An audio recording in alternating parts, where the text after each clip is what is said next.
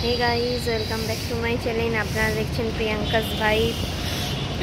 আজকে আমি আমার ব্লগটা পার্কিং থেকেই শুরু করলাম। আজ হলো 26শে মার্চ, ঘড়ির কাঁটায় সকাল 7টা বাজে। আজকে একটু নিচের পার্কিংটায় হাঁটাহাঁটি করতে এলাম। ফ্ল্যাটের মধ্যে তো কীরকম হাঁটা চলা হয় না, তো একটু হাঁটা চলা, শরীরের মুভমেন্ট দরকার, তো তাই একটু পার্কিংয়ে হাঁটা চলা করতে এলাম। এখনও কাজের মাসি আসেনি, আজকে একটু দেরি করছে। ফোন করেছিলাম, বললো ঘুম ভাঙেনি, আসছে।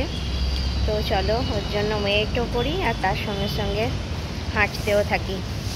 খুব ভালো মিষ্টি রোদ উঠে গেছে, দেখো, দেখতে পাচ্ছ, খুব ভালো রোদ উঠে গেছে। আর এই ভোরবেলাটা না, মানে এই 6:30-6টা নাগাদ সময়টা হাঁটতে খুবই ভালো লাগে, কারণ এই সময় পরিবেশটা খুব শান্ত থাকে, অতটা গাড়ি ঘোড়ার আওয়াজ থাকে না, অত লোকজন থাকে না। এই সময় কনসেন্ট্রেটটা খুব ভালো হয় হাঁটা চলার ক্ষেত্রে, ভালো লাগেছো। এমনি তো বাড়ির মধ্যে অত মুভমেন্ট চলাফেরা হয় না। দেখো এখানে একটা বাঁশ গাছ আছে, দেখো বাঁশ ঝাড় বলে না, দেখতে পাচ্ছ, এই যে এটা হচ্ছে বাঁশ ঝাড়, দেখতে পাচ্ছ। চলো ব্যাক ক্যামেরায় দেখাচ্ছি। আজকে দেখো প্রচুর গাড়ি আছে, এখনও কেউ কর্মসূত্রে বের হয়নি, সেই জন্য প্রচুর গাড়ি আছে। আর এখানে যিনি গাড়ি মোছেন ঝাড়েন তিনিও চলে এসেছেন এখানে গাড়িগুলো মুছতে, পরিষ্কার করতে, জল দিয়ে ধোন। এই যে দেখতে পাচ্ছেন গাড়ি মুছছে, দাঁড়ান দেখাচ্ছি। এই যে দেখুন গাড়ি মুছছে।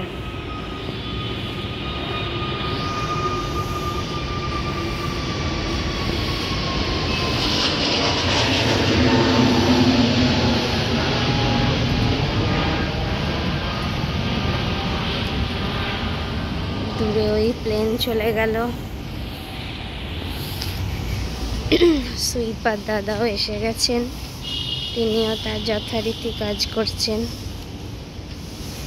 দেখুন প্রচুর গাড়ি রাখা আছে, তিনিও তার কাজ করছেন। পুরো এলাকাটা রোজ তিনি নিয়ম করে ঝাঁট দিয়ে পরিষ্কার পরিচ্ছন্ন রাখেন। দেখুন রাস্তাটা কত পরিষ্কার আছে, দেখুন প্রচুর গাছপালা, ডেলি উনি ঝাঁট দেন। আর ওইখানে দেখুন সিকিউরিটি গার্ড বসে আছে নিরাপত্তার জন্য। উনি নাইট ডিউটি করেছেন, সকাল 8টায় ডিউটি ছাড়বেন। এই যে সুইপার দাদা।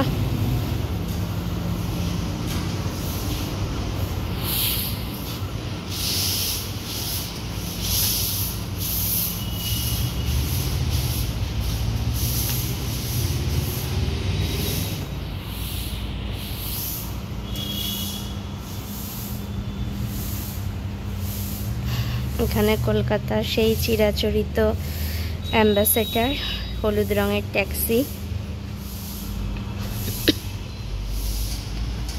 যা দেখলি কলকাতাকে ভালো করে চেনা যায় আরো।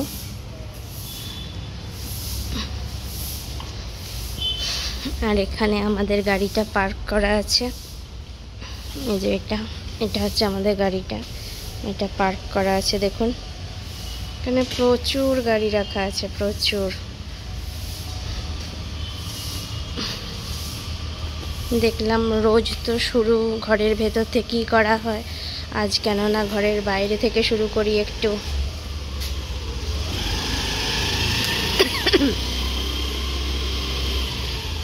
এইসব ছোটো ছোটো সাইকেলগুলো। আর এইটা দেখুন, এটা আমার বাড়ির ব্যালকনিটা, বাইরে থেকে দেখালাম আপনাদের সামনে।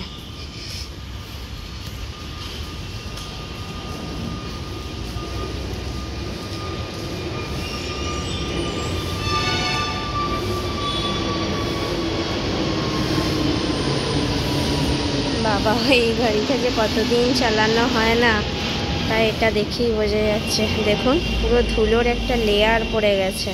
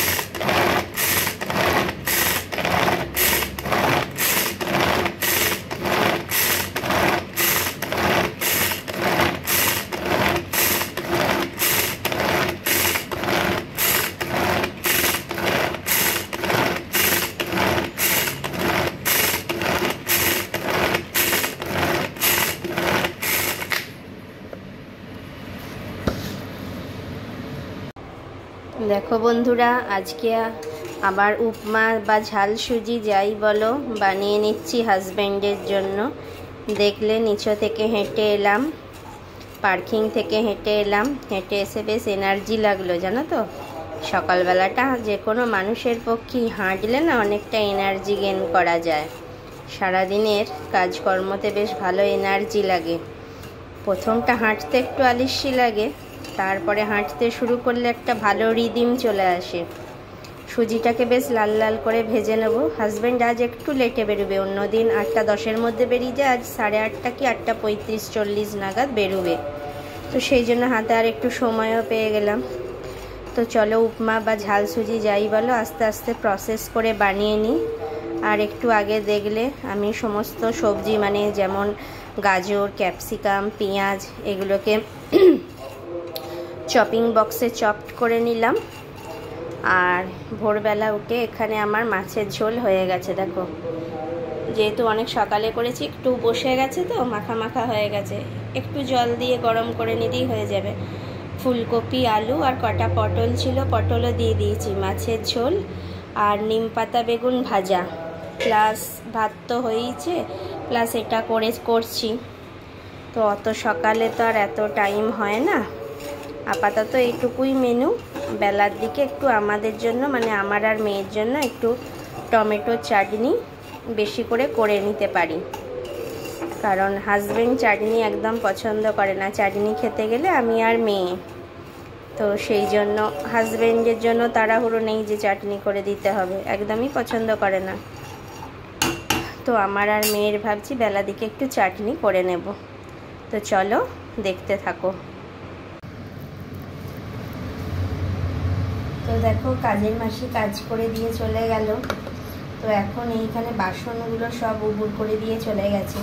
তো ওখানে সুজিটা ভাজা হচ্ছে, আর ততক্ষণ আমি বাসনগুলো একসঙ্গে সুন্দরভাবে অ্যারেঞ্জ করে নেব, ঠিক আছে? তো দেখতে থাকো, কাজ করতে করতে তোমাদের সঙ্গে কথা বলতে বলতে আমার কাজগুলো সারা হয়ে যাবে, বোর লাগবে না। এই জন্যই বলো যে মেয়েরা একা হাতে সমস্ত কিছুই করতে পারে চেষ্টা করলে আর কি। মানে যে কোনো মানুষই, শুধু মেয়েরা নয়, যদি মনে করে যে হ্যাঁ আমি এই জিনিসটা করব, তো চেষ্টা করলে সত্যি একটু হয়তো কষ্ট হয় কিন্তু করতে পারে। এদিকে দেখো না, আমি সুজিটা নাড়াচ্ছি, এদিকে বাসনগুলো অ্যারেঞ্জ করে নেবো, ওদিকে উপমা বানিয়ে নেবো, আবার পরের লাঞ্চ বক্স প্যাক করব। তো আমিও তো করছি না, আমি তো বাড়িতে একাই, হেল্পিং হ্যান্ড তো কেউ নেই, বাসনগুলো অ্যারেঞ্জ করে নেবো। তার মাঝখানে দেখো ব্লগিংও করছি।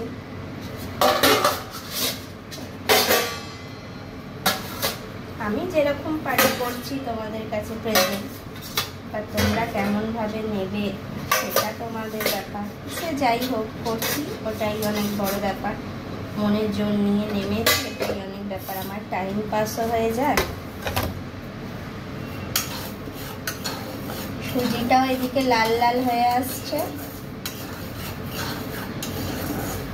তখন জানো তো, আইব্রো বেলায় ভাবতাম, বিয়ের আগে তখন ভাবতাম যে বাবা, মা একা হাতে এত কিছু কী করে সামলাচ্ছে, কী করে করছে। তারপরে এখন করতে করতে করতে এখন আমারও অভ্যাস হয়ে গেছে। এখন মনে হয় যে না, চেষ্টা করলে মানুষ সবই পারে। মা হয়তো এইভাবেই ম্যানেজ করতো। মানে তখন আমার স্কুল ছিল, দাদার কলেজ ছিল, বাবার ডিউটি ছিল, বাবার ডিউটি রান্না করে দেওয়া, আমার স্কুলে 10টার সময় ভাত খেয়ে যাব তার একটা জোগাড় আছে, সেইটা করা, দাদা কলেজে একটু টিফিন নিয়ে যেত তার অ্যারেঞ্জ করা, যা খেয়ে যেত তার ব্যবস্থা করা। মাও কত কিছু করেছে, সব মায়েরাই করে সন্তানদের জন্য, তাদের পরিবারের জন্য। আমার মা ব্যতিক্রম নয়, সবাই পৃথিবীর সব মায়েরাই করে। আমি এখন মা হয়েছি, আমি এখন মেয়ের জন্য করছি। তোমরা যাদের বিয়ে হয়ে গেছে, যারা মা হয়েছে, তারাও সবাই মেয়েদের জন্য করছে, তাই না? সব কিছুই অ্যাডজাস্ট হয়ে যায়, পারবো না, হবে না এরকম বলে কিছু জিনিস নেই। আগেতে আমারও প্রথম খুব লাগতো, কীভাবে কী করে ম্যানেজ করব, মেয়ের স্কুল, হাজব্যান্ডের অফিস, বাড়িতে একা। তো এখন অভ্যাস হয়ে গেছে। চলো কথা বলতে বলতে দেখো কত বেসন অ্যারেঞ্জ করে নিলাম।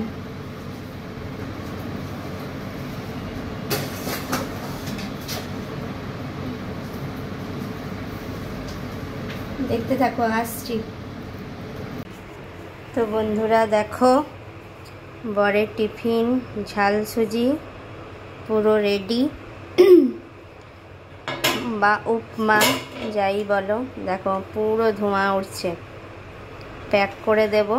এখন ঘড়িতে বাজে 8:30। বলেছিলাম আজকে একটু লেটে বেরোবে, 8:35-40 নাগাদ।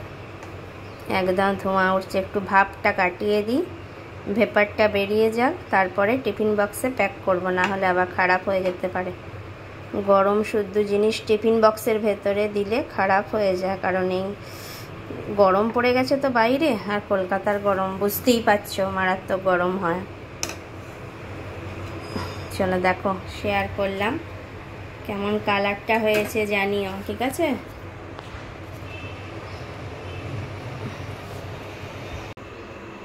চলো দেখতে থাকো। এই যে সুজিটা এখন প্যাক করে দেব। লাঞ্চে আজ এটা খাবে। ভাত খেয়ে নিয়েছে, মাছের ঝোল, নিম পাতা বেগুন ভাজা দিয়ে ভাত খেয়ে নিয়েছে, আর আজ লাঞ্চে এটা নিয়ে যাবে বলেছে। লাঞ্চে আজ এটা খাবে, বাইরের খাবারটা একটু অ্যাভয়েড করছে। আর এমনিও বাইরের খাবার যতটা পারবে কম খাওয়াই ভালো।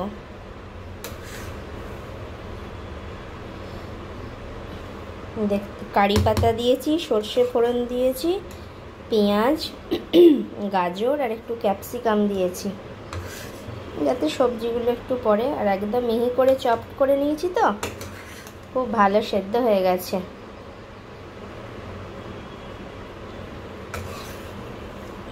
চলো আমি প্যাক করতে থাকি, তোমরা দেখতে থাকো।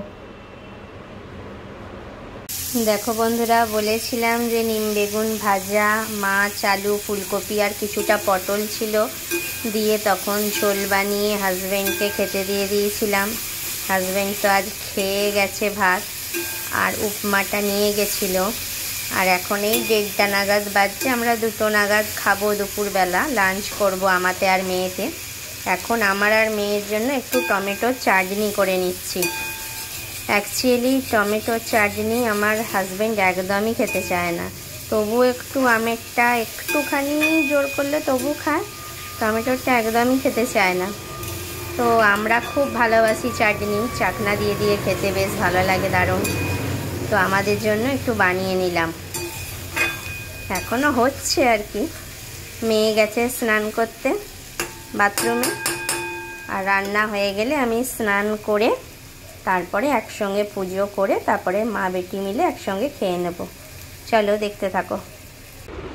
যে দেখো বন্ধুরা, মেয়েকে খেতে দিয়ে দিয়েছি, ঘড়ির কাঁটায় দুপুর 2 বাজছে। ও নিম বেগুন দিয়ে খেতে আরম্ভ করেছে, বলল মা মাছের ঝোল, মাছটা একটু পরে দেবে, চাটনিটা একটু পরে দেবে, তাই এখনও নিম বেগুন দিয়ে খাচ্ছে। বাবু একবার তাকাও, হাই বলে দাও। নিম বেগুন তো একটু তেতো, তাই ওর মুডটা একটু অফ, তাই না বাবু? না খেয়ে নাও, খুব উপকার। হ্যাঁ ঠিক আছে। আর ইউটিউব বন্ধুদেরও বলো যে উপকার, তোমরাও খাবে, সবাই বলে দাও।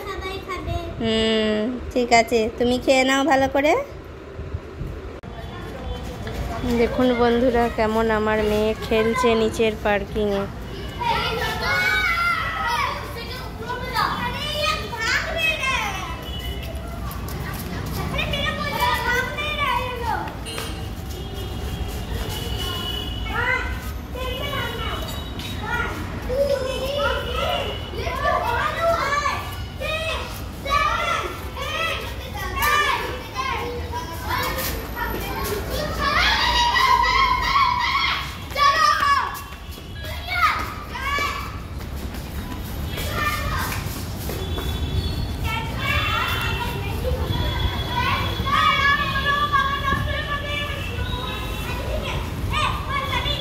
ওইখানে দেখুন ঈদের জন্য লাইট দিয়ে সাজিয়েছে। এই যে দেখুন, এখানে অনেক মুসলিম ভাই বোনেদের বাড়ি আছে, তো ঈদের জন্য এখানটা লাইট দিয়ে সাজিয়েছে।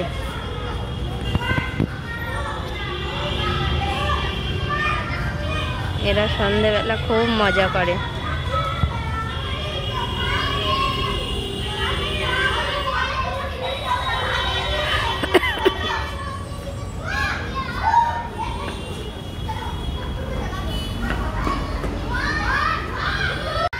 দেখুন বন্ধুরা, আমরা সবাই জানি 31 ঈদ উৎসব, সেই জন্য এই আশেপাশে যেসব আমাদের মুসলিম ভাই বোনেদের বাড়ি আছে, কি সুন্দর করে ডেকোরেশন করেছে তাদের অলি গলি বাড়ি, আপনাদের সামনে তুলে ধরছি।